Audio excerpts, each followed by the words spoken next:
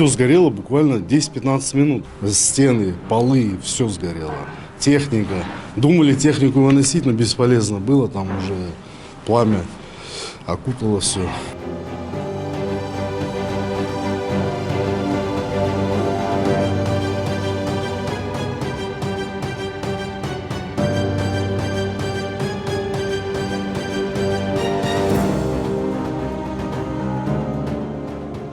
Погода была неблагоприятная, получается, и за счет того, что было хорошее завихрение воздуха, перегрелся дымоход. Пожарники приехали, уже крыша провалилась даже, сгорела и провалилась за счет того, что балочная система обгорела.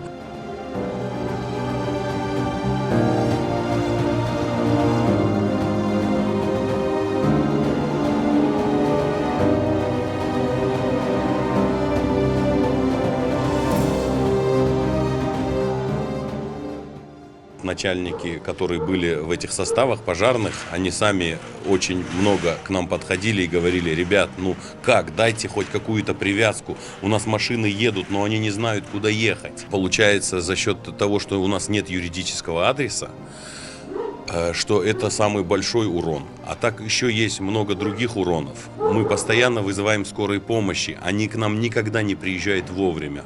Почему? Потому что нет юридического адреса. Мы постоянно их вылавливаем на соседнем поле, где есть юридический адрес. За счет этого не доезжают. И мне кажется, что если бы был у нас юридический адрес, то и этот пожар мог бы по-другому чуть-чуть повернуться.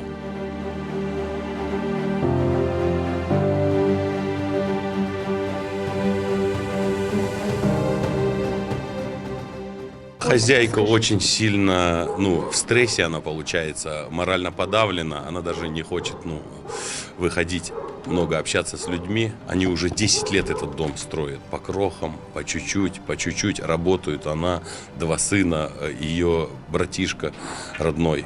Они все вместе работают и потихоньку по крохе вкладывают в этот дом деньги. Вкладывали. Сейчас теперь им все предстоит это делать заново.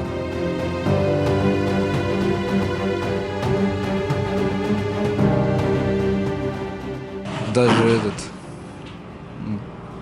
толком и не пожили в этом доме. Немножко переживает, неважно себя чувствует. Джимат, кто чем сможет, помогите. Буду очень благодарен всем.